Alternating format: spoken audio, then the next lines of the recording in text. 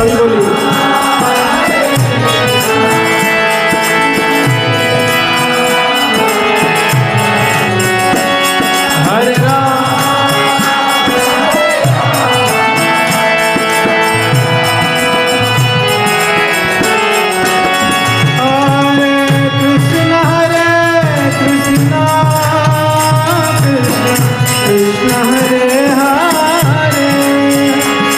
हरे राम हरे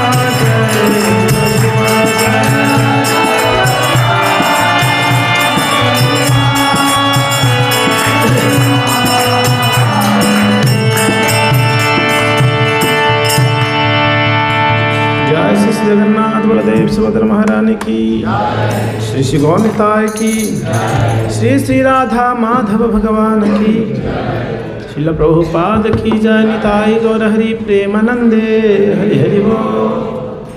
सभी हाथ जोड़ के मेरे पीछे बोलिए।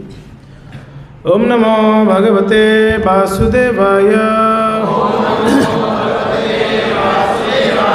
ओम नमो भगवते वासुदेवाय, ओम नमो भगवते वासुदेवाय। नारायणं नमस्कृत्यं नरं चैव नरोत्तमं,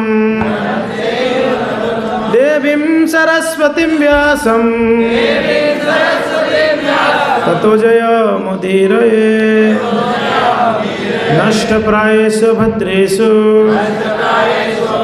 नित्यं भागवत सेवया, भगवती उत्तमश्लोके भक्तिर्भवति नैष्ठकी। ग्रंथराज श्रीमद् भागवतम स्कंद 1 अध्याय 8 श्लोक क्रमांक 24।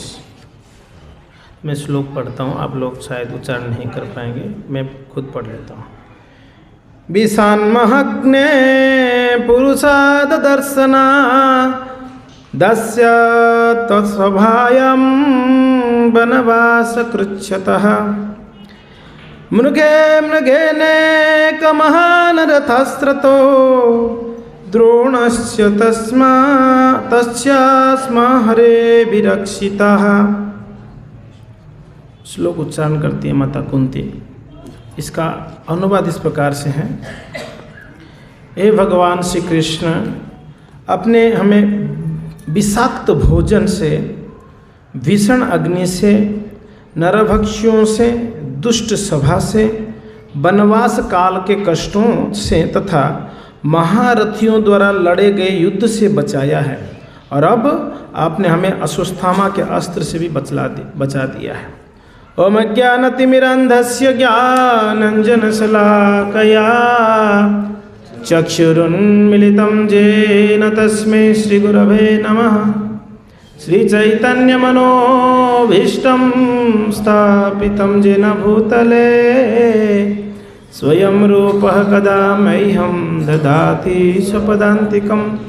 वन्देऽहं श्रीगुरो श्रीयुतपदकमलं, श्रीगुरन् वैष्णवांश्च श्रीरूपं साग्रजातं सहगण रघुनाथं मितं तं सजीवं साद्वैतं सावधूतं परिजनसहितं श्रीकृष्ण चैतन्यदेवं श्रीराधा कृष्णपादान् सहगणा ललिता श्रीविशाखामितंश्च। नमो विष्णुपादाय कृष्णपृष्ठाय भूतले श्रीमते भक्तिवेदांत स्वामी नित्यनामिने। नमस्ते सरस्वती देवे गौरवाणी प्रचारिणे, निर्विशेष शून्यवादी पाश्चात्य देशतारिणे। हे कृष्ण करुणा सिंधु दीनबंधु जगत्पते, गोपेश गोपिका कांत श्री राधा कांत नमस्तुते। तप्त कांचन गौरांगी श्री राधे वृंदावनेश्वरी, वृषभानो सुते देवी प्रणमामि हरिप्रिये। वाञ्छाकल्पतरुभस्य कृपा सिन्धुवैव च, पतितानं पावनेभ्यो श्रीवैष्णवेभ्यो नमो नमः। नमः वदन्याय कृष्णप्रेमप्रदायते, कृष्णाय कृष्णचैतन्यनामिने गौरत्विषे नमः। ॐ नीलाचलनिवासाय नित्याय परमात्मने, बलभद्र सुभद्राभ्यां श्रीजगन्नाथाय ते नमः। जय श्री कृष्ण चैतन्य प्रभु नित्यानंद, श्री अद्वैत गदाधर शिवासादि श्री गौरभक्तवृंद। हरे कृष्ण कृष्ण कृष्ण हरे हरे, हरे राम राम राम हरे हरे। मुखं करोति वाचालं पंगुलंघयते गिरिं यत्कृपां तमहं वन्दे श्रीगुरुदिनतारिणं परमानंद माधव श्रीकृष्ण चैतन्य ईश्वरम् अजानुलंबितो भुजो कनकावदातो संकीर्तनैकपितरो कमलायताक्ष्यो विश्वम्भरो द्विजवरो युगधर्मपालो वन्दे जगत्प्रियकरो करुणावतारो।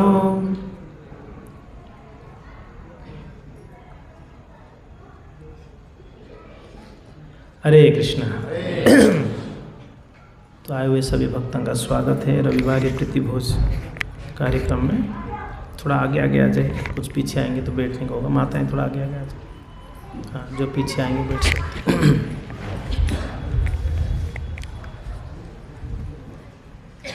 सो कुछ समय पहले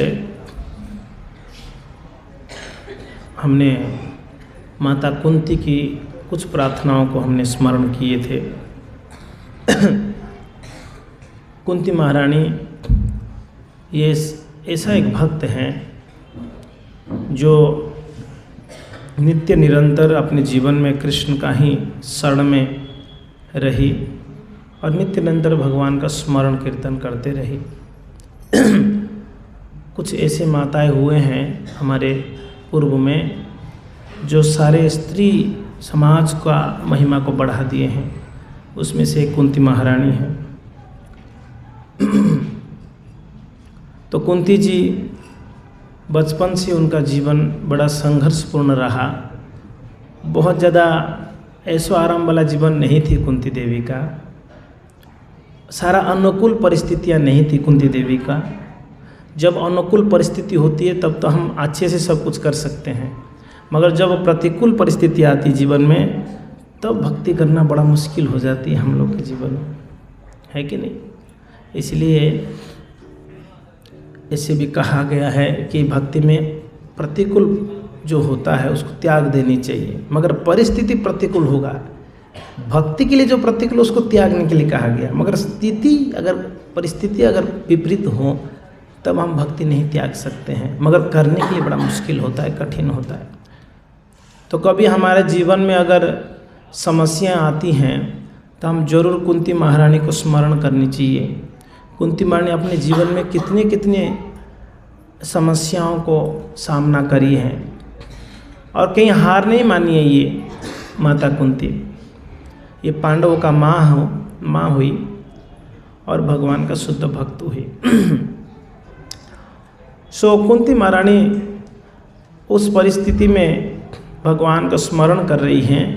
यहाँ पर भागवत की पहला स्कंद के 8वां अध्याय में वर्णन है कि जब भगवान हस्तिनापुर को छोड़कर द्वारका के लिए निकले थे, रथ के ऊपर बैठे थे, उस समय माता उत्तरा की गर्भ में ब्रह्मास्त्र गुरुपुत्र द्रोणाचार्य के जो पुत्र अश्वत्थामा ने अस्त्र छोड़े थे ब्रह्मास्त्र, और भगवान ने उसको समन कर दिए।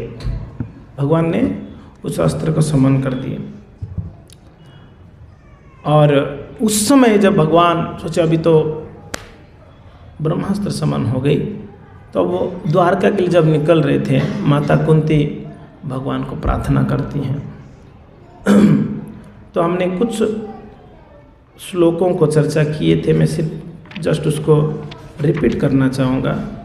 कुंती महारानी कहते हैं, पहले तो प्रणाम करती है, नमस्ते नमस्ते पुरुषं त्वद्वं ईश्वरं प्रकृते परम अलक्ष्यम सर्वभूतानां अंतर्बहिरवस्थितम्। सबसे पहले भगवान को प्रार्थना करती है, प्रणाम करती है, नमस्ते, नमस्कार है आपको।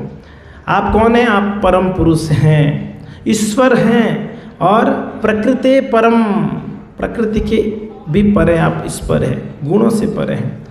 अलक्ष्यम सर्वभूतानां, आप अदृश्य रूप में हर जगह पे विराजमान हैं और आप अंतर बहिर अवस्थितम, आप बाहर भी है और अंदर भी है, हर जगह पे उपस्थित है। बहिर नरसिम्हा, हृदय नरसिम्हा, हर जगह पे आप हैं, हृदय में भी हैं, बाहर भी हैं। कुंती देवी प्रार्थना करते हैं और कहते हैं, न लक्ष्य से मुढ़े दशा नटो नाट्य धरो यथा। इस संसार में सभी लोग जो है अपने इंद्रिय भोग में लगे रहते हैं, मगर भगवान आप अल्पज्ञानी दर्शन के लिए ठीक उसी प्रकार अदृश्य रहते हैं। मूर्ख लोग आपको नहीं जान पाते हैं। आप नटो नाट्य धरो यथा, जैसे सभी एक के कारण है, आप सर्व कारण हैं, मगर ये बात मूर्ख लोग नहीं जान पाते। भगवान ने भगवद्गीता में कहते हैं, मूढ़यम न अभिजानाति, मूर्ख लोग मुझे कभी नहीं जान पाते हैं। हर एक कार्य के पीछे कौन कारण है? भगवान कारण है, सभी के पीछे। हम सांस ले भी रहे हैं, वो भी कृष्ण की कृपा है, उनकी इच्छा से हो रही है। आज यहाँ पर आप लोग आए, ये भी कृष्ण की इच्छा था। बिना भगवान की इच्छा के कोई यहाँ नहीं आ सकते हैं। और आप धैर्य के साथ बैठे हो, ये भी भगवान का इच्छा है। कुछ लोग तो उठ के निकल भी रहे हैं, समझ रहे हैं? धैर्य के साथ बैठा, वो भी कृष्ण इच्छा है। तो हर एक कार्य कृष्ण की इच्छा के अनुसार होती है। हमारे इच्छा के अनुसार अगर सब हो जाता तब तो कितना बढ़िया होता ना। अगर सभी एक हमारे इच्छा से होता,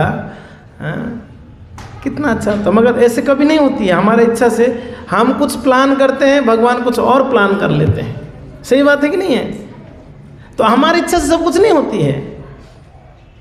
मगर कभी कभी भक्त जो हैं भगवान की इच्छा के अनुसार इच्छा करते हैं। जो भक्त हैं वो कौन सा इच्छा करते हैं? जो भगवान का इच्छा, वही इच्छा है उनका है। मगर जो भक्त नहीं है वो भगवान की इच्छा की विपरीत इच्छा करते हैं। तो खैर कहने के तात्पर्य है, भगवान नटो नाट्य धरो यथा, सभी कारण के कारण है। ईश्वर परम कृष्ण सचिदानंद विग्रह अनादिरादि गोविंद सर्व कारण कारणम, सभी कारणों के कारण है। प्रभु देखो तो ये कौन फोन कर रहा है? बार बार बाहर जाके बात करो। फिर माता कुंती कहती है, तथा परमहंसानम मुनिनाम अमलात्मनम भक्ति योग विधानार्थम कथम पश्य में ही स्त्रिया। माता कुंती कहती हैं, तथा परमहंसानम मुनिनाम अमलात्मन, जो अमलात्मा हैं, जो हृदय में कोई कल्मश नहीं है, जिनके हृदय में महात्मा लोग, संत लोग, वो क्या करते हैं? भक्ति योग विधानार्थम, भक्ति की योग के द्वारा आपको प्राप्त कर लेते हैं। कौन? जो महात्मा लोग हैं, जिनकी हृदय बिल्कुल कलुषित, कल्मश से मुक्त रहता है, वो भक्ति योग करके आपको प्राप्त करते हैं। मगर कथम पश्य में ही स्त्री, मैं एक स्त्री आपको कैसे समझ पाऊंगी? क्योंकि ना बड़े बड़े महात्मा लोग भक्ति योग के द्वारा आपको कभी समझ पाते हैं, नहीं भी पाते हैं। कभी कभी कहीं कहीं युगों से तपस्या करके भी आपको प्राप्त नहीं कर पाते हैं। आप ऐसे जो है सभी को प्राप्त योग्य नहीं है। मैं कैसे एक साधारण स्त्री आपको समझ पाऊंगी? भगवान को कहती है कुंती देवी। ये बहुत बड़ा एक गुण है भक्तों का। भक्त हमेशा अपने आप को बड़े छोटे मानते हैं, कभी अपने आप को बड़ा। मैं सुबह भी क्लास में कह रहा था, भक्त अपना कभी प्रभाव नहीं दिखाते हैं, वो अपने स्वभाव में रहते हैं। प्रभाव कौन दिखाता है? अहंकारी व्यक्ति प्रभाव दिखाते हैं, पता है मैं कौन हूँ। भक्त अपना प्रभाव नहीं दिखाते, भक्त अपना स्वभाव में रहते हैं। भक्तों का स्वभाव विनम्रता होती है, भक्तों का स्वभाव बड़ा शील स्वभाव होता है कि नहीं है? ये भक्तों का स्वभाव माना गया है। अगर साधु अहंकारी होगा तो साधु को साधु थोड़ी कहेंगे, नहीं कहेंगे ना। अगर कोई साधु अहंकारी हो, IIT बाबा,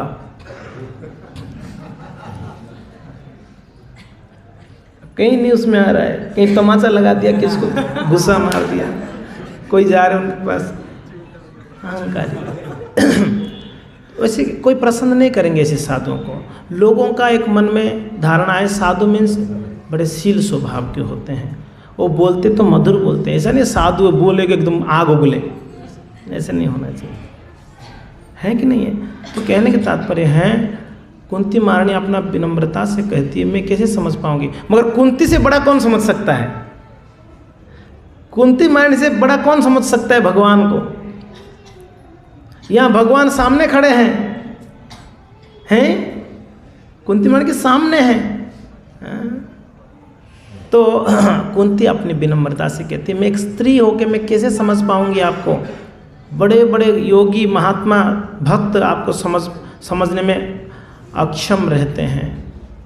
फिर कुंती जी कहते हैं कृष्णाय वासुदेवाय देवकी नंदनाय च नंद गोप कुमाराय गोविंदाय नमो, प्रार्थना करती है आप तो वासुदेव के बेटे हो, मेरे भाई के बेटे, है कि नहीं। आपको नमस्कार है, नमो नमः, नमस्कार है। आप देवकी के भी पुत्र हैं, देवकी नंदन हैं, नंद गोपों के प्राण हैं, आप गोपों के प्राण हैं। ऐसे प्रार्थना करते हुए कुंती जी फिर आगे कहते हैं नमः पंकजनाभाय नमः पंकजमालिने नमः पंकजनेत्राय नमस्ते पंकजांग्रये। भगवान की सभी एक अंगों को पंकज कमल के साथ तुलना करते हुए प्रार्थना करते हैं नमः नमः, नमस्कार है, नमस्कार है, नमस्कार, आपको नमस्कार है। भगवान को नमस्कार करना भी एक भक्ति की विधान है, विधि है। कोई भगवान के सामने प्रणाम भी कर देता है, भगवान उसको अपना मान लेते हैं। भगवान ने नहीं बोले हैं मन मना, आप अपने मन को मुझ में लगा दो। कठिन है भगवान, मन कैसे लगाऊं मैं आप में। ठीक है मद भक्त तो मेरा भक्त बन जाओ, चलिए। ओ आपके भक्त, मैं तो बहुत लोगों का भक्त बना हुआ हूँ अभी तो। अच्छा ठीक है कोई बात नहीं, अगर मन नहीं लगा सकते हो, भक्त नहीं बन सकते, मध्य जी मुझे पूजा कर लो, मुझे पूजा अर्चना करो।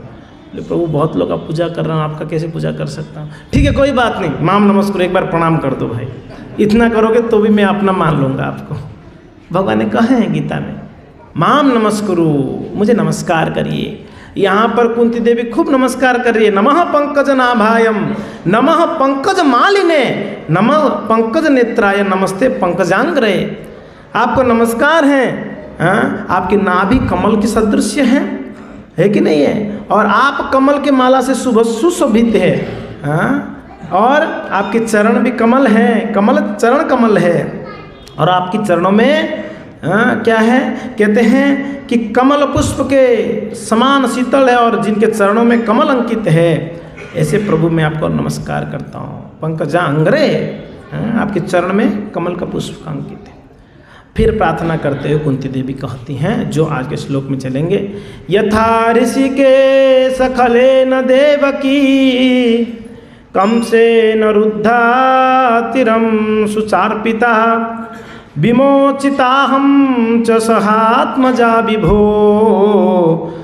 त्वयेव नाथेन मुहुर्विपद्गणात्। कुंती जी कहती हैं हे ऋषिकेश, हे इंद्रियों के स्वामी, कंसेन रुद्धा अचिरम सुचार्पिता, आपने दीर्घकाल तक बंदी बनाई गई आप अपनी माता को, देवकी को भी वो अवसर नहीं प्रदान किया, उनको भी आपने रक्षा नहीं किया। रक्षा किए देवकी को जेल से ना, वो कंस को मारने के बाद देवकी का सुरक्षा हुई, है कि नहीं, देवकी और वसुदेव का। कहते हैं जो आप देवकी अपनी खुद की माँ को भी जितना कृपा नहीं किया, उससे ज़्यादा कृपा मुझे आपने किया है। कितना स्नेह है आपका मेरे प्रति, मेरे पुत्रों के प्रति हैं। तो ये बनाते न मुहुर विपद गणात, कितने कितने ही विपदों से आपने हमको रक्षा किया। मान लो भगवान बोले मैंने क्या किया, मैंने कौन सी विपदों से आपको रक्षा किया। फिर गिनाती है अभी कुंती जी, आज जो श्लोक है उसमें कुंती गिना रही है। अब विचार करिए कुंती जी कितनी गदगद थी कि आपने अपनी माँ देवकी को भी इतना कृपा नहीं करी।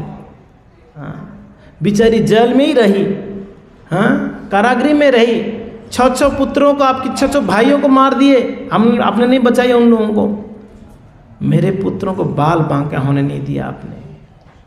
आपके खुद के भाई 6 मर गए, आपने रक्षा नहीं किया, मगर मेरे 5 पुत्रों का एक बाल भी बांका होने नहीं दिया। कुंती जी बड़े धन्यवाद देती हैं, कितना कृपा है। भक्तों, ये भक्तों का स्वभाव है। क्या हर परिस्थिति में भगवान को, भगवान का एक कृपा समझना, ये भक्तों का स्वभाव होती है। हर परिस्थिति में भगवान वाला उन्हीं का ही कृपा है, उनका ही दया है। विपत्ति आए तो भी उनकी ही कृपा मानते हैं, संपत्ति आए तो भी कृष्ण का ही कृपा मानते हैं। संपत्ति विपत्ति जन्म मरण, संपत्ति के समय यानी सुख के समय पर भी भगवान का कृपा मानते हैं, विपत्ति आने पर भी भगवान का कृपा ही मानते हैं। दोनों परिस्थिति में भगवान को धन्यवाद देते हैं भक्त। कुंती जी ऐसे एक भक्त हैं, भक्त का स्वभाव है। यानी हर परिस्थिति में भगवान के शरण में रहना, वो विपत्ति आए या संपत्ति आए। हम लोग विपत्ति के समय तो भगवान का शरण ले लेते हैं, मगर जब सुख आती है तब हम डगमगा जाते हैं, ठाकुर जी को भूल जाते हैं। है कि नहीं है? सुख के समय पर। इसके लिए हमको हर परिस्थिति में भगवान का कृपा के ऊपर आश्रित रहें। तो भक्तों, अब माता कुंती गिना रही है, विषान महाग्ने पुरुषाद दर्शना दशस्त्य संभाय वनवास कृच्छतः मृगे मृगे अनेक महारथास्त्रतो द्रोणस्य तस्याश्च हरेर्भिरक्षिता। हे भगवान, आप बोल रहे क्या क्या आपने किया हमको जीवन में, आपको मैं कितना क्या गिना सकता हूँ। विषान जहर वाला भोजन से हमको आपने बचाया, मेरे पुत्र को।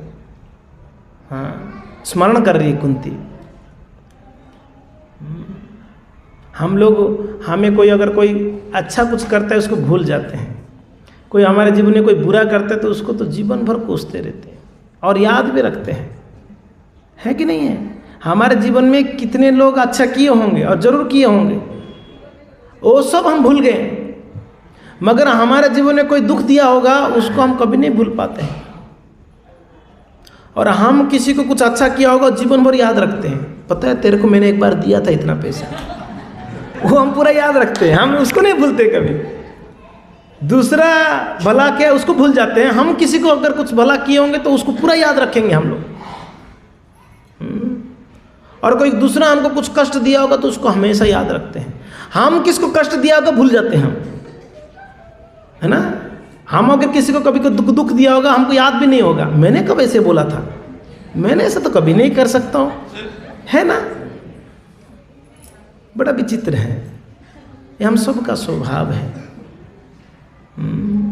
ऐसा नहीं होना चाहिए। कोई हमको अगर कोई उपकार करता है उसको कभी भूलना नहीं चाहिए हमको। कृतज्ञता और एक होता है कृतज्ञता। कृतज्ञता यानी किया हुआ उपकार को उनको बदले में उपकार करना, धन्यवाद देना, उसको कृतज्ञता कहते हैं। कृतज्ञता का अर्थ है किया हुआ हेल्प को भूल जाना।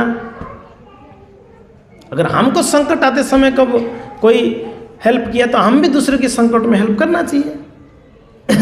एक सामान्य मनुष्य का ये स्वभाव होना चाहिए। और भक्त होने के बाद और क्या ही कहा जाए, है कि नहीं है?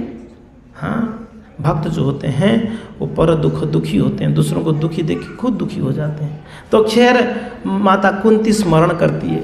अगर सच में हम लोग स्मरण करें कि भगवान ने हमारे जीवन में आज तक कितना हेल्प किए हैं, हम सच में पागल हो जाएंगे सोच सोच के। इतना कृपा, माँ की गर्भ से लेकर अगर याद करोगे आप अभी तक कितना कृपा किए हैं भगवान हमारे को। चाहते तो भगवान माँ की गर्भ में हमको समाप्त कर सकते थे, हमारा सांस को रोक सकते थे, हमारा, है कि नहीं है, हम वहीं मार सकते थे गर्भ में के अंदर ही। क्यों? भगवान बैठे हैं इसलिए हार्ट चल रहा है। भगवान एक बार निकल जावे तो किसी क्षण हमारा हार्ट बंद हो सकता है, और भगवान कर सकते हैं, मगर भगवान ने किया नहीं। इसलिए तो आज यहाँ बैठे के सुन रहे हैं। सच बात है कि नहीं है? कभी हम इसका कभी स्मरण नहीं करते हैं। सच में भगवान का विशेष कृपा है, भगवान ने हमको बहुत कृपा करा है। जन्म होने के बाद माता के स्तनों में दूध दे दिया ठाकुर जी। अगर नहीं देते तो क्या खाते? क्या उस समय रोटी खा सकते थे हम लोग?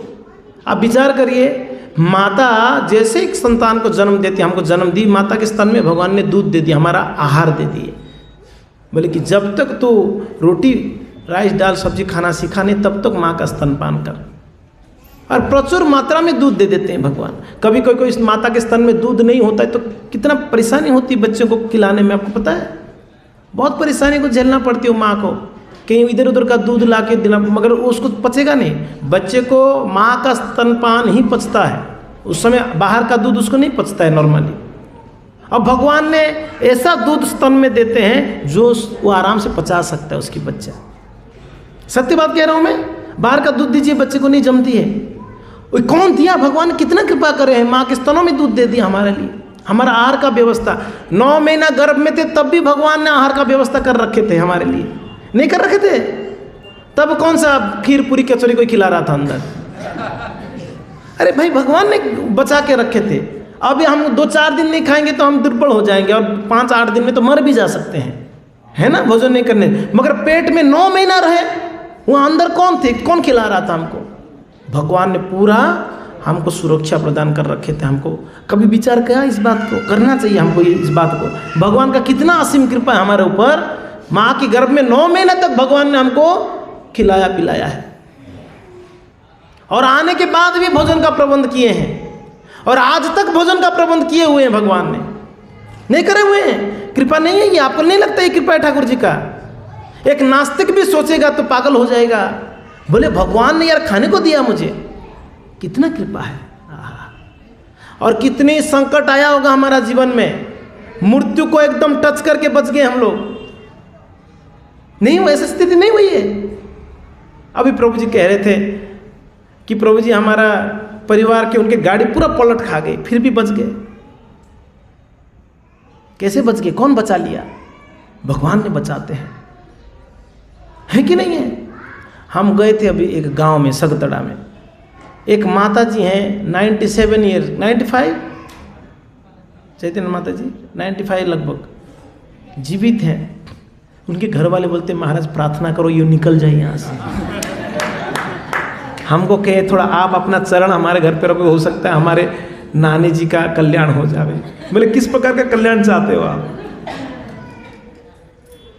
वो दुखी है बेचारे, खुश होना चाहिए ना। कोई माता जी किसी का अगर आयु बढ़ा है लंबा तो खुश होना चाहिए कि दुखी होना चाहिए? बताओ। वो दुखी है बेचारे, क्योंकि ना सेवा करना पड़ता है, इसके कारण कृपा है कि नहीं है?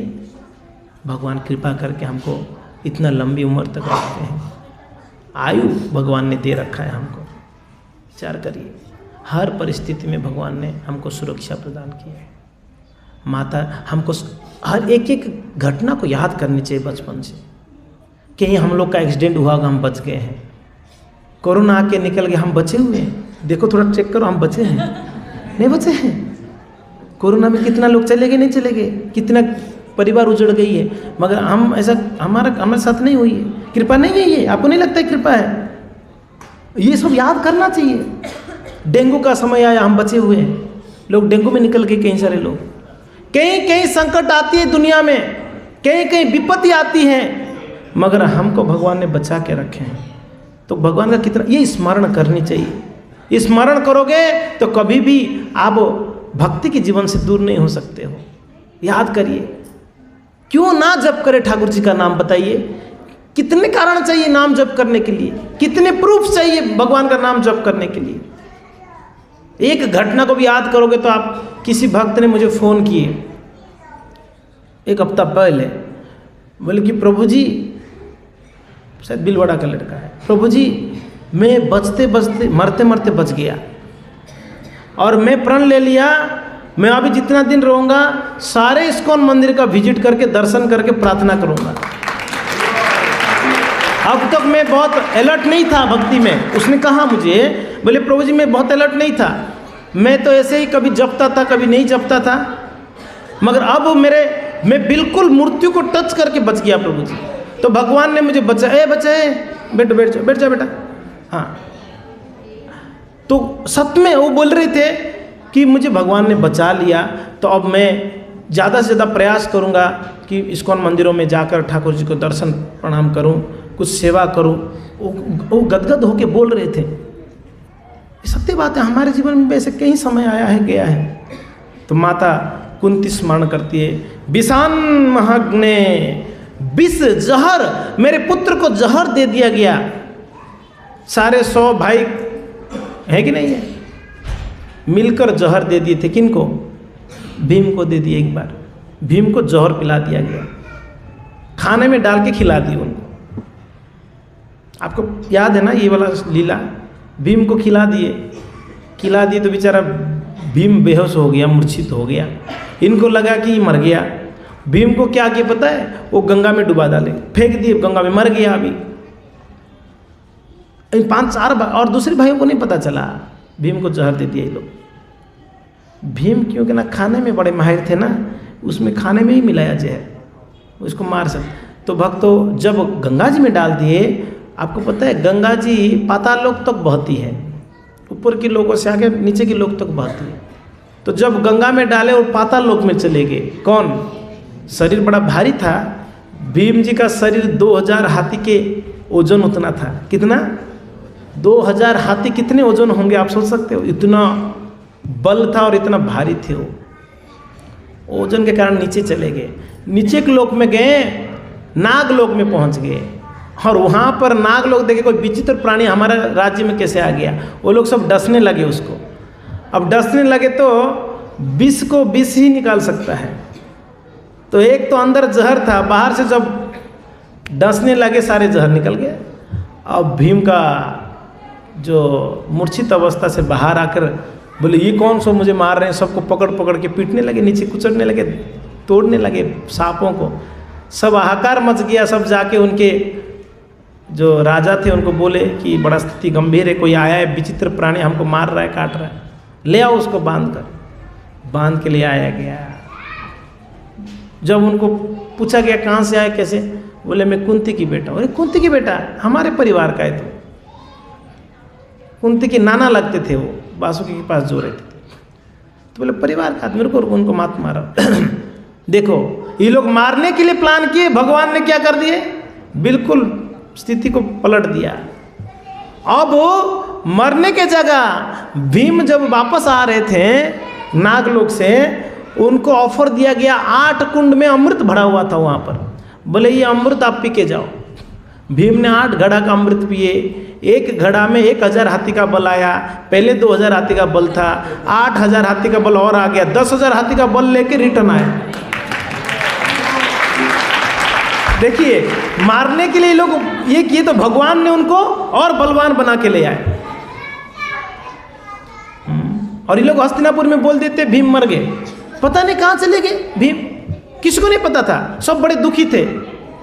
मगर भीम आए जब, बड़ा शक्ति से खूब पीटने लगे इन लोग को, पकड़ पकड़ कर धुलाई करते थे। ये लोग भीम को बहुत डरते। कौन? ये जो कौरव लोग हैं, ये लोग दुर्योधन के बड़े डरते भीम। तो यहाँ पर स्मरण करती है कुंती, बोले कि प्रभु मेरे बेटा को जीवित होने का कोई ये नहीं था, चांस ही नहीं था, मगर आपने उनको बचाया भी और साथ साथ में आपने उनको इतना शक्ति प्रदान कर दी। स्मरण करते हैं। फिर कहते हैं महाअग्नि से आपने बचा दिया हमको। लाक्षागृह में आग लगा दिया गया था, आपको सबको स्मरण होना चाहिए। लाक्षागृह में ये आग लगा दी गई। भक्तों जब लाक्षागृह में इनको ये रहते थे, वो घर ऐसे बनाया था, मोम से बनाया था, एक बार तिल्ली लगे बिल्कुल जल के राख हो जावे, बनाया था प्लानिंग से। तब जब गृह प्रवेश हो रही थी, तब उनको संकेत मिला था, विदुर जी ने उनको संकेत किया, युधिष्ठिर महाराज जी को। विदुर जी कहें, विदुर जी कुछ अंग्रेजी भाषा में कुछ बोल दिए, और इन लोगों को अंग्रेजी पता नहीं था, संस्कृत पता था सबको। अंग्रेजी में बोल दिए। क्या बोल दिए? जब घर में, जब जंगल में आग लगता है तो जो चूहे इत्यादि होते हैं ना, वो बिल से कहीं दूसरा जगह निकल जाते, बच जाते हैं, ऐसे कुछ अंग्रेजी में बोल दिए, मिलेट्स भाषा ऐसे कहा गया। तो समझ गए थे, युधिष्ठिर महाराज जी समझ गए थे इस बात को। तो जब रहने लगे तो तब युधिष्ठिर महाराज जी भाइयों को कहे कि देखो यहाँ पर हम सेफ नहीं है बिल्कुल भी। और जब वो लाक्षागृह बन रहा था तभी भगवान की कृपा से उससे सुरंग बन गया था, बना दिया गया था बाहर निकलने के लिए, और ये सारा युधिष्ठिर महाराज को पता था। तो बोले कि कभी भी आग लगेगी या कभी भी हम मरेंगे, क्योंकि ना ये बनाया ऐसे है, आग लगते ही जल जाएगा। तो प्लानिंग से बना हुआ हमको मारने के लिए। तो क्या किया जाए? तो भीम इत्यादि बोले काम करते, खुद ही आग लगा के निकल जाते हैं। वो लोग आग लगाने से पहले हम ही आग लगा दें। अब भगवान का कृपा और देख लो क्या हुआ। जिस दिन इन लोगों ने खुद से आग लगा लिया घर पे, उस दिन भगवत कृपा से या भगवान इच्छा से उस घर के द्वार में एक भिलनी यानी कोई आदिवासी महिला उनकी 5 पुत्रों के साथ सोई थी, उनकी बरामदा में सोई थी। कहीं पथिक थी, जा रही थी, बेचारी रात हो गया तो वहीं सो गई। बोले सुबह चलेंगे। आप देखो भगवान का भी क्या प्लान है। और ये लोग आग लगा के, भीम ने सबको, कोई चल नहीं पाया तो उनको भी कंधे पे लेके जैसे तैसे सुरंग से होके दूसरे देश निकल गए थे, दूसरे राज्य में चले गए। अब सुबह जब हुई, पूरा हस्तिनापुर में ये खबर फैल गया कि पांडव लोग मर गए जल के। क्योंकि ना बॉडी मिला, जला हुआ बॉडी मिला। एक माता जी का 5 पुरुषों का, ये 5 पांडव और कुंती महारानी रहते थे, तो यही मर गए। यहाँ तक कि द्वारका में खबर गई, कृष्ण भी रोने लगे। कृष्ण को पता था वो बचे हैं, कृष्ण भी उनको दिखाने के लिए रोने लगे कि हाय हाय मेरे मित्र लोग, मेरे भाई लोग चले गए। जबकि कृष्ण को सब कुछ पता था। और भगवत कृपा से महाग्नि ऐसे आग से भगवान ने उनको बचा दिए, वो लोग बच गए। स्मरण करती है कुंती देवी, विषम महाग्नि पुरुषा ददर्शना। और क्या कहते हैं? हे भगवान, नरभक्षों से भी आपने बचाया, बड़े बड़े खतरनाक राक्षसों से हमारे बच्चों को आपने बचा लिया। जब ये लोग सुरंग होके बाहर निकले, एक राज्य में रहते थे, एक घर में आश्रय लिए थे, जिस घर में वनवास का समय था, वो घर में उनका एक ही पुत्र था। उनके घर पे, जिनके घर पे आश्रय लिए हुए थे, उनके घर में माता जी का एक ही पुत्र था। और उन गांव में एक संकट आया हुआ था। क्या संकट था? एक भयंकर नरभक्षी राक्षस वो गांव को सबको मारने के लिए, खाने के लिए प्रयत्न किया था। तो गांव वाले उसको निवेदन किए कि आप ऐसे मत खाइए, आपको रोजाना हम भोजन पहुंचाएंगे आपके पास। उसको प्रॉमिस किए थे। राक्षस ने कहा था जिस दिन भोजन नहीं आएगा उस दिन पूरा गांव वालों को खा जाऊंगा। बड़ा भयंकर राक्षस था। उसका नाम क्या था? क्या नाम था? बकासुर। बड़ा खतरनाक था वो, पूरा गांव वाले को खा सकता था एक साथ में, इतना भयंकर राक्षस था। तो गांव वाले बेचारे उसको हर रोज बना देते शेड्यूल, ये घर वाले आज भेजेंगे, नेक्स्ट ये पूरा शेड्यूल डेट तारीख अनुसार पूरा बना दिए थे। किसका जब बारी आता था वो भोजन कितना, उसका जो डिमांड था, कितने ही बैलगाड़ियों में भोजन भेजते थे। कितने बैलगाड़ी में भोजन, कहीं पूरी भरा हुआ बैलगाड़ियाँ 10 होगा, कहीं पूरी कचौरी का ये होगा, कोई मिठाई का होगा, ऐसे भर के भेजते थे। और एक व्यक्ति उस घर का व्यक्ति जाता था जिस घर का बारी था, और जब जाता वो राक्षस ने सारा भोजन भी खाता, उस व्यक्ति को भी खा लेता, बैलगाड़ियों का बैल भी खा जाता था, सब खा लेता था वो। हाँ, और सोया रहता था वन में। तो अब उसी गांव में ये लोग शरण लिए थे पांडव लोग। तो जिस घर में थे उस घर का बारी आई, नेक्स्ट दिन उनका बारी था। अब उसकी जो माता जी थी, माँ थी, रो रही थी, शाम को रो रही थी। तो कुंती जी, स्वभाव से माताओं का हृदय बड़ा द्रवित हो जाती है, कोई और दुखी देखते हैं तो कुंती जी जाके कहते हैं क्या हुआ, आप क्यों रो रहे हैं, आपका दुख क्या, हम बताएं, हम क्या हेल्प कर सकते हैं, हम आपकी शरण में हैं, आप क्या तकलीफ है? नहीं नहीं कोई तकलीफ नहीं है। वो बता नहीं रही थी। वो बोले कि मेरा दुख मैं इनको क्यों बताऊं, इनको क्यों दुखी करूं, मेरा दुख बता के, मेरा दुख मैं ही सहन करूं, भगवान ने मुझे जो दुख दिया है मैं ही सहन करूं। नॉर्मली दुख बोलने से कम हो जाता है, सुख बोलने से बढ़ जाती है कि नहीं है? दुख किसी को शेयर कर दोगे तो आपका दुख थोड़ा हल्का हो जाते हैं मन, चलो ठीक है किसी को मैंने, है कि नहीं? ऐसे होता है ना। और कभी कोई अच्छा बात अगर बोल दोगे, खुशी की बात, तो सुख आपको लगता है सुख बढ़ गया, ऐसा लगता है। इसीलिए हम लोग को अच्छा खबरें बता देना चाहिए और दुख की खबर भी बताना चाहिए। किन को बताना चाहिए? जो सच में आपको कुछ हेल्प कर पाए। हर जगह बोलोगे तो आपका ही खिंचाई करते रहेंगे। तो खैर जो भी है वो बताना नहीं चाह रहे थे। कुंती जी बड़ा निवेदन किए कि नहीं क्या है तकलीफ आप बताइए, हम पूरा प्रयास करेंगे आपको हेल्प करने।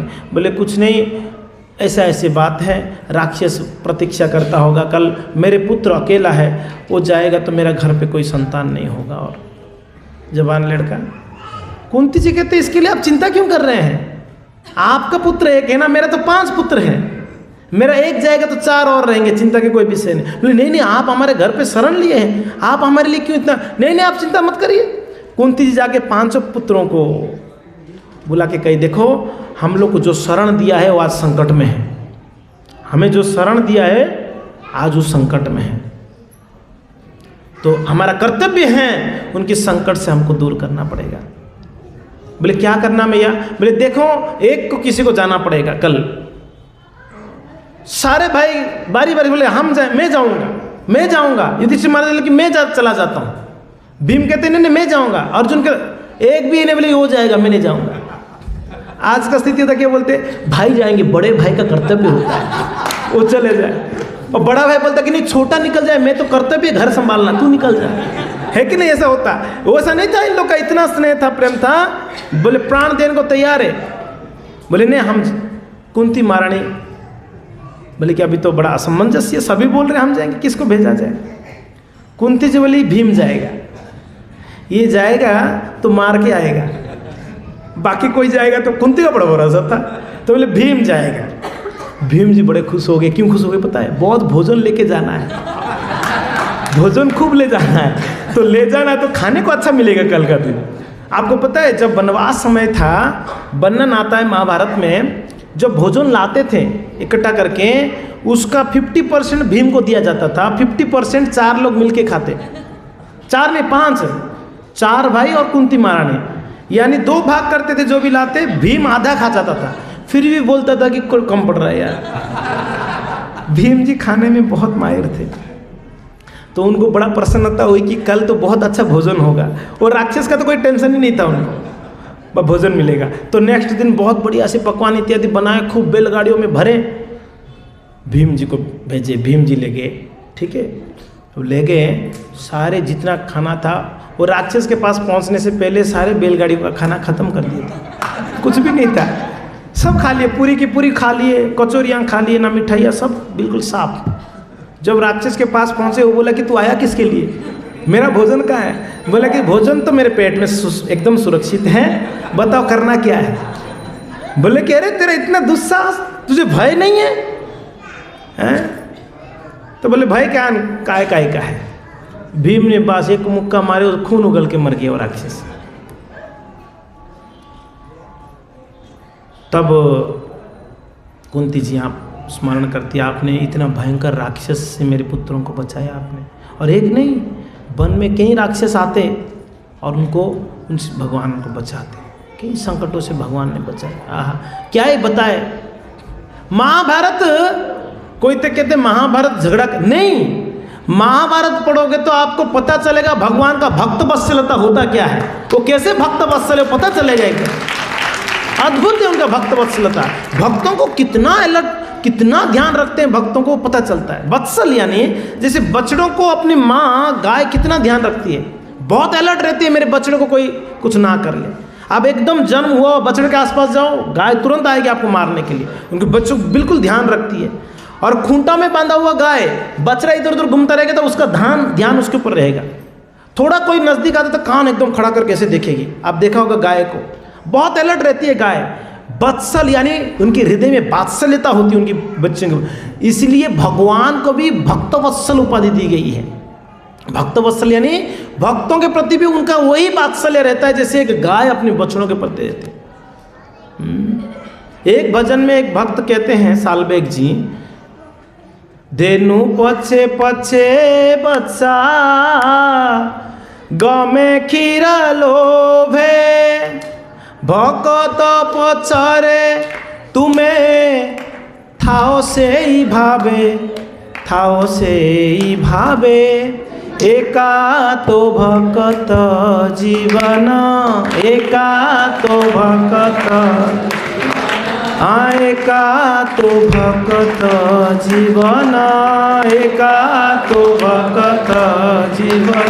बहुत सुंदर भजन है। साल्वेग जी इस लिखते हैं कि एका भक्त आपका जीवन है, प्राण है, सब कुछ है, सब कुछ है। साधुनाम हृदयम अहम, साधुनाम हृदयम तो हम कहते हैं साधु मेरे हृदय हैं और मैं साधु का हृदय हूं। क्या बोलते हैं भगवान?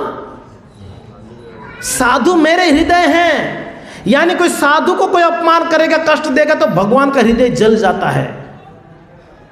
जब अम्बरीश महाराज के पास से दौड़ के आए थे दुर्वासा जी, जब संकट की घड़ी में दुर्वासा घर घर भटके, द्वार द्वार भटके, कोई सुरक्षा नहीं दिया, तो अंततः गत्वा कहां पहुंचे? भगवान के पास पहुंचे। बोले रक्षा करिए। क्यों? सुदर्शन पीछे था, भगवान का सुदर्शन है, कोई नहीं रक्षा किया। तो अंततः गत्वा कोई बोला कि जिनका सुदर्शन उनके पास जा, हो सकता है वो कुछ कर सकते हैं।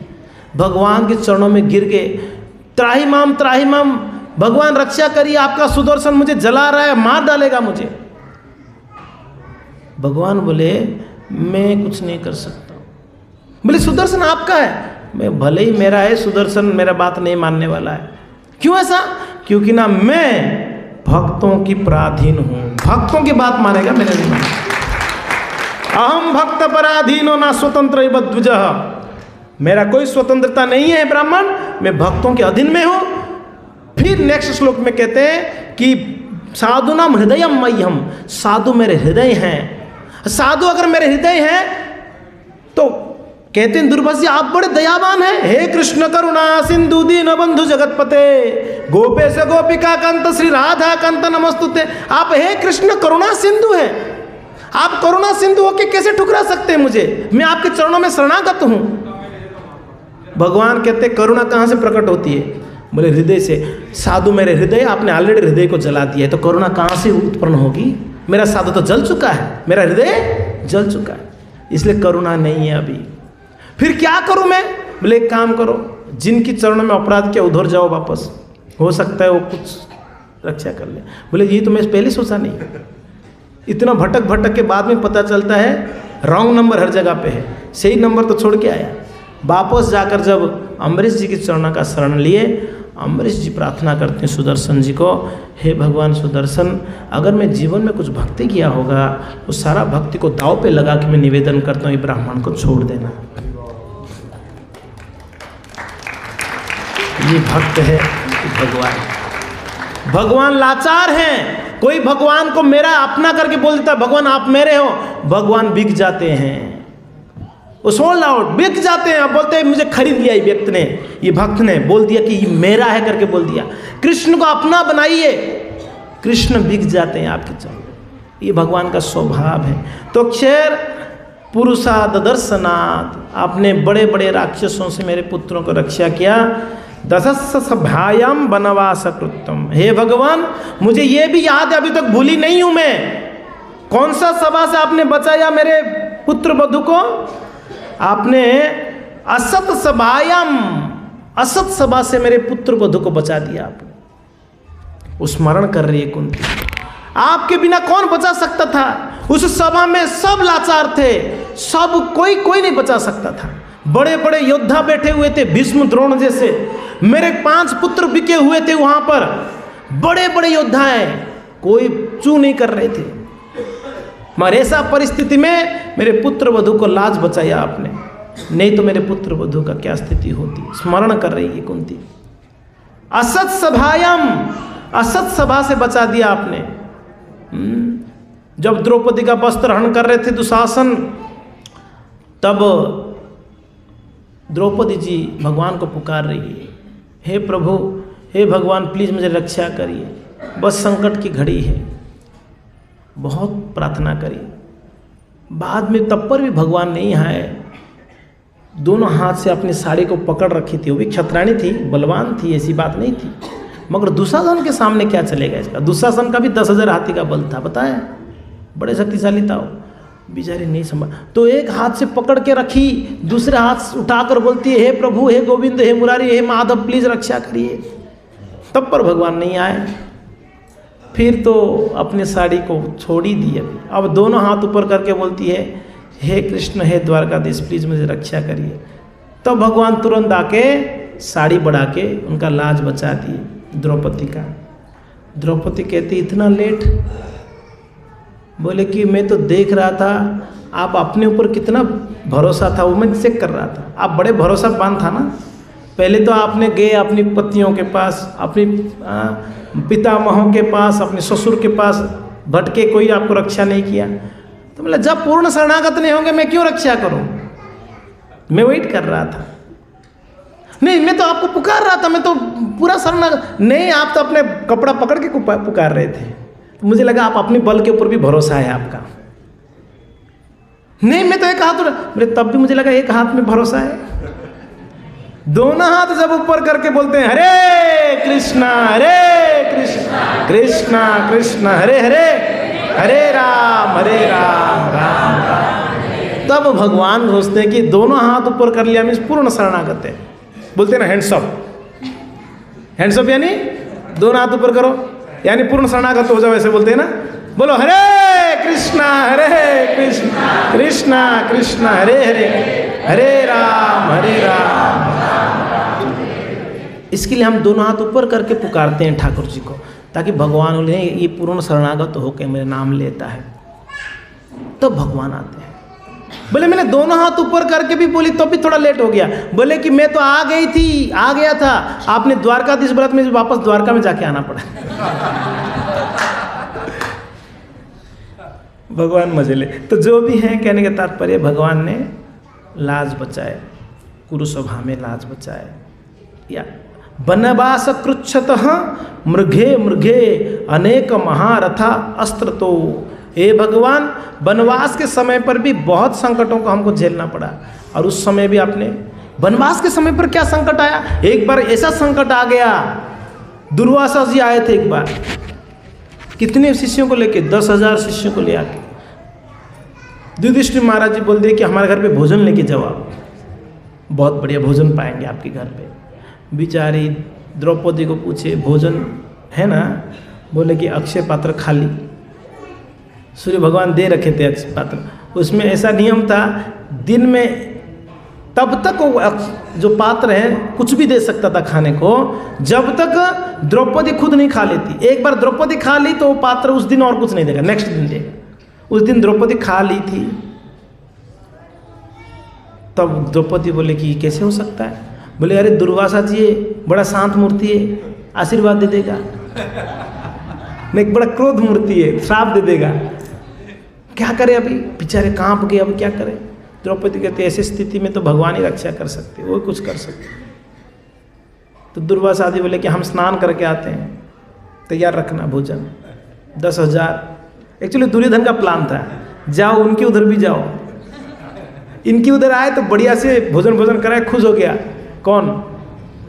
दुर्वासा।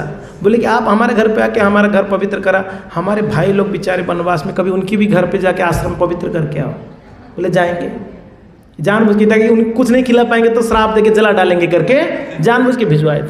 और भगवान कृपा देखिए, जब दुर्वासा जी स्नान करने गए उनके शिष्यों के साथ, ये पहले महात्मा लोग 1-2 चेले के साथ नहीं चलते थे, 10-10 हज़ार चेले साथ खूब चेले।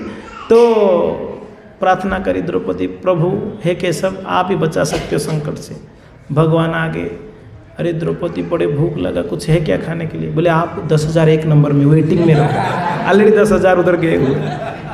बोले अच्छा, पर कुछ तो होगा, बहुत भूख लगा है। कुछ नहीं है प्रभु। नहीं कुछ होगा। कहाँ है आपका वो पात्र? दिखाओ। पात्र दिखाए, उसमें से कुछ एक कण दाना बचा हुआ था, लगा हुआ था, धोने के बाद भी रह गया था, है ना? तो उस कण को ले लिए भगवान, संतुष्ट हो गए, मेरा पेट भर गया।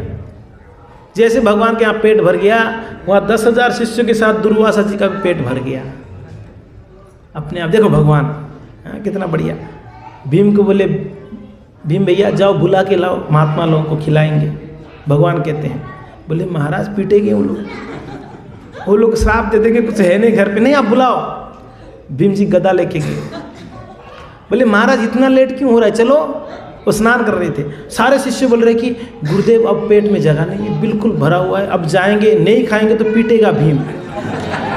हमने बोला भोजन बनाओ, ये लोग बना रखे होंगे गरम गरम, नहीं खाएंगे तो पीटेगा ये। और भीम गदा लेके गया था। बोले चलो, तो गदा देख के तो और काम गए शिष्य लोग। बोले गुरुदेव यहाँ से भागते नहीं तो ये पीटेगा। हर हम सच में नहीं खा सकते, बिल्कुल नहीं खा सकते। भीम बोले चलो, तैयार है गरम गरम। बोले कि चलो, भागे वो लोग उस तरफ से। भीम बोले क्या हो गया, चलो। सब भाग गए। भीम आके बोले प्रभु पता नहीं चल रहा है केस ऐसे क्यों किया, दुर्वासा भाग गए। बोले कि भाग ही जाएंगे, उनके पेट में जगह होगा तब ना आएंगे। अस्मिन जस्मिन तुष्ट जगत तुष्टम, भगवान प्रसन्न हो गए, खुश हो गए तो जगत अपने आप प्रसन्न हो जाता है। इसलिए माधव सेवा ही मानव सेवा है, ये उल्टा मत कर दियो। मानव सेवा ही माधव सेवा, ऐसा कहाँ लिखा गया है? ना ना ना, मानव सेवा करके माधव सेवा हो जाएगी ना, ऐसा नहीं होती है भक्तों। भगवान का सेवा करके ही दुनिया को प्रसन्न कर सकते हो आप। भाई पेड़ की जड़ में पानी दो, अपने आप पेड़ के फलों में, पत्तों में, सब में पानी पहुंच जाएगा, है कि नहीं है? आप एक एक व्यक्ति को संतुष्ट कर सकते हो क्या जीवन में कभी? ना, भगवान को प्रसन्न करो, बाकी सारे अपने आप प्रसन्न हो जाएंगे। ये उदाहरण है। तो कहते वनवास कृच्छ, तो वनवास में आपने बचाया हमारे पुत्रों को संकटों की घड़ी से।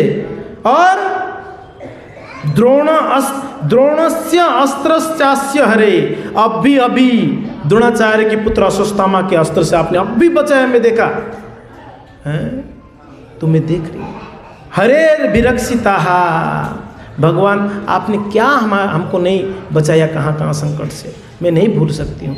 आपके चरणारविंद में मेरा कोटि कोटि नमन है। भगवान स्मरण करती है कुंती देवी, तो हम लोग भी स्मरण करें कुंती देवी की जैसा। हमको भी बहुत भगवान ने कृपा किए हैं और भगवान करते रहेंगे। जब तक ये सांस चल रहा है तब तक भगवान हमारे ऊपर कृपा बनाए रखेंगे।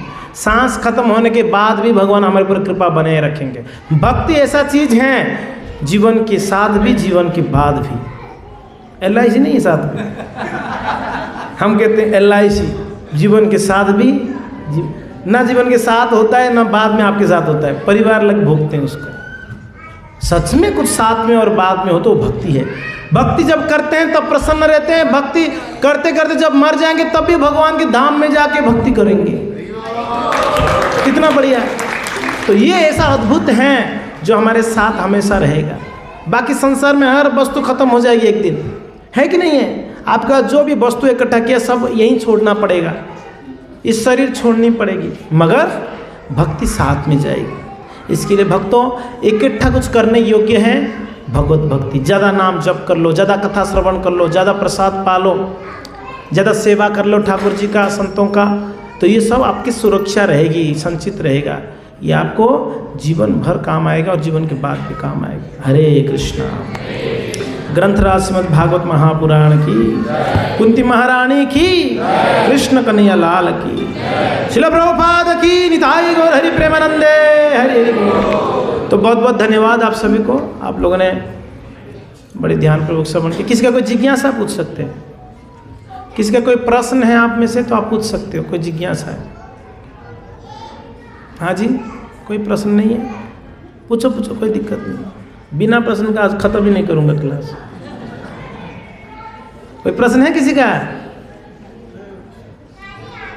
कोई पीछे से पूछ रहे प्रसाद कब होगी?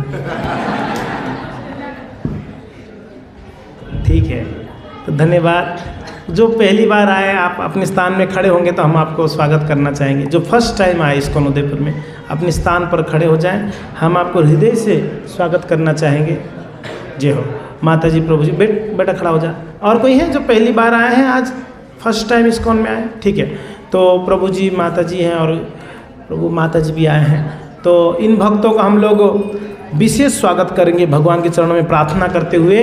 हरे कृष्णा कृष्णा कृष्णा हरे हरे, हरे राम राम राम हरे। आप लोग को ठाकुर जी का खूब कृपा रहे।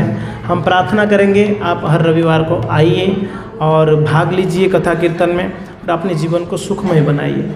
और लास्ट में आप मेरे से मिल सकते हैं, जाने से पहले मैं आपको और गाइड करूँ। थैंक यू, धन्यवाद, विराज जाइए। ओके, तो एक अनाउंसमेंट है भक्तों। भाई मेरा मोबाइल तो ना, कल बड़ा विशेष दिन है।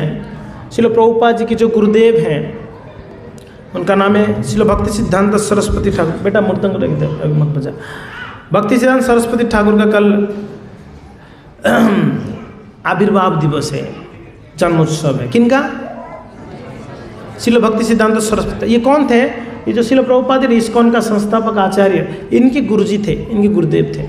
बहुत शुद्ध भक्त थे, भगवान के परम भक्त थे। उनका कल आविर्भाव दिवस है, तो कल दोपहर 12 बजे तक हमको व्रत रखना है, ठीक है ना। और दोपहर के बाद हम लोग प्रसाद भोजन ले सकते हैं, अन्न प्रसाद ले सकते हैं। कल और भी बहुत विशेष हैं। एक प्रभुपाद जी के एक शिष्य हुए, बहुत वरिष्ठ और बहुत प्रिय शिष्य, उनका नाम है श्रील गौर गोविंद गोस्वामी महाराज। उनका कल के दिन जो है तिरोभाव, यानी वो इस संसार छोड़कर भगवत धाम गए थे, तो तिरोभाव था उनका। तो उस उपलक्ष्य पर भी हम लोग स्मरण करेंगे महाराज जी को। तो कल दोपहर तक व्रत रखें, वैष्णवों को रखना चाहिए। दोपहर के बाद आप अन्न प्रसाद पा सकते हैं, ठीक है। धन्यवाद, हरे कृष्ण, थैंक यू। तो थोड़ा आप खड़े हो जाएंगे तो हम थोड़ा सा नृत्य करेंगे कीर्तन में।